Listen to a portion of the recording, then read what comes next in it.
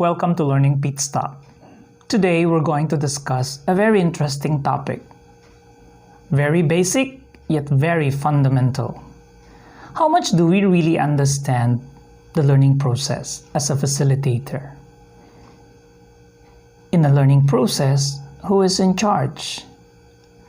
I always ask similar questions to most of the teachers attending my classes, my training sessions or workshops. But sadly, up to now, there are still some teachers who are insisting that they are the one in control. Now, this is giving me the impression that maybe our teacher preparation or teacher program is still needing some updates and calibration. The learner is the one in charge of the learning process. It is also the learner who places the value to each experience. It is also the learner who is designed to use certain attributes in order to define the basis on whether to pursue the learning experience or not.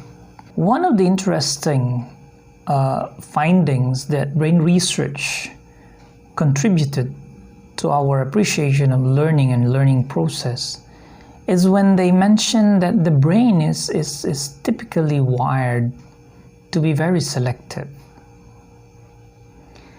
And one of the other factors that may contribute to this brain's behavior is that a large part of the brain processing is still very much driven by the primitive structure. Our primitive emotion and primitive way of looking at reality is very much a significant factor on how the brain behaves. If you are still familiar with the fight and flight mode, our survival mode, this has something to do with how the brain structure eventually evolved.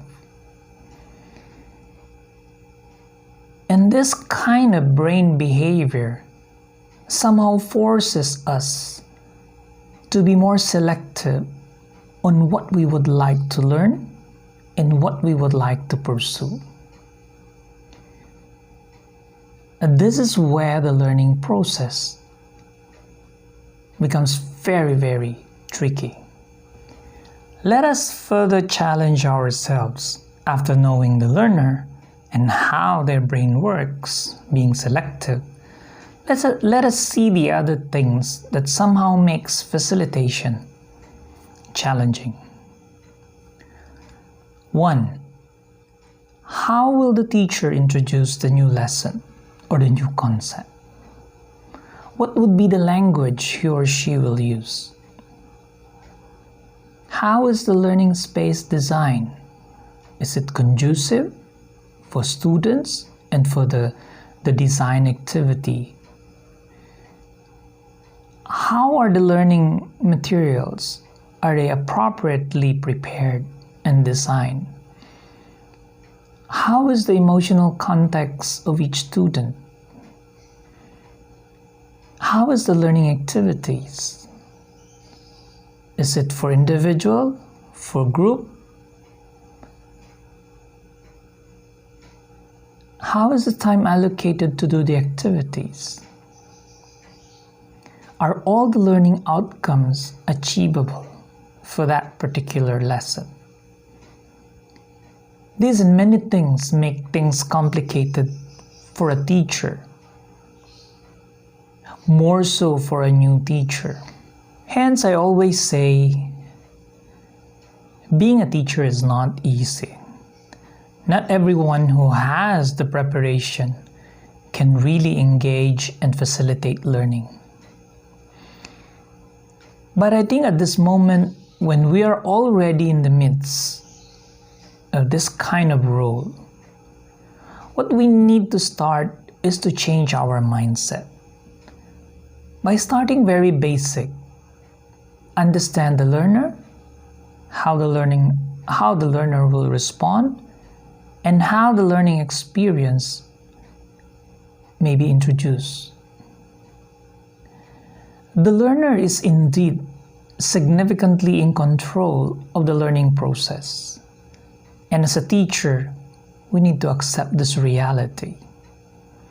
We need to learn and navigate the skill of facilitation, of facilitating learning, of creating opportunities, rather than to just put our agenda the way we planned the lesson a night or 2 nights ago. After knowing the challenges, let us now explore what are those attributes the students are using when they perceive a learning experience. The first one is how the learning experience is being introduced. The way the learning experience, lesson, concept, or new activity is being presented, this introduction alone matters a lot for each student. The introduction, the way teachers will bring this to the awareness of its students, will define the varying levels of acceptance. The key is how the teacher will be able to trigger curiosity and imagination among the students. The second one is how significant is this learning experience being introduced. Like we said earlier, each student will have a varying degree of perceiving the value of the experience.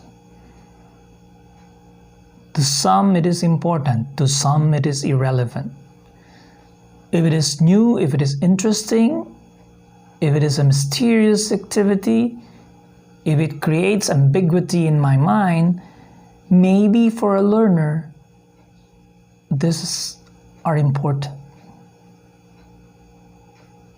So it's important for teachers to anticipate how each student will put value and significance to the whole experience of learning. The third one is how useful is the experience. How is this learning will become useful in life? How is this thing will make the student feel that they become better? Whether it is in knowledge, skills, or attitude. The question of can it easily be applied is also important. Then the fourth one is the sense of the bigger picture. We have to understand that each student would like to see the connections of all the things that they are learning. At the end of the day, the concepts, the principles, the application must have a contribution on how they are understanding the bigger picture. They want to connect all this thing. They want to see how this thing will help them explain the bigger part of the realities that they are experiencing. The learner shall explore the utility of the learning experience in order to understand the bigger realities that they are facing in life.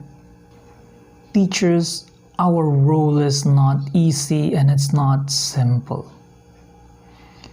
We are being challenged to keep our students curious. We are being challenged to tone down the primitive tendencies of the brain to be very selective, though it has a positive contribution. We need to boost their sense of discovery and minimize the level of anxiety. We need to excite them. We need to motivate them. We need to give them reason to pursue knowledge. I hope you have some takeaways in this conversation. Thank you and happy facilitating. See you again.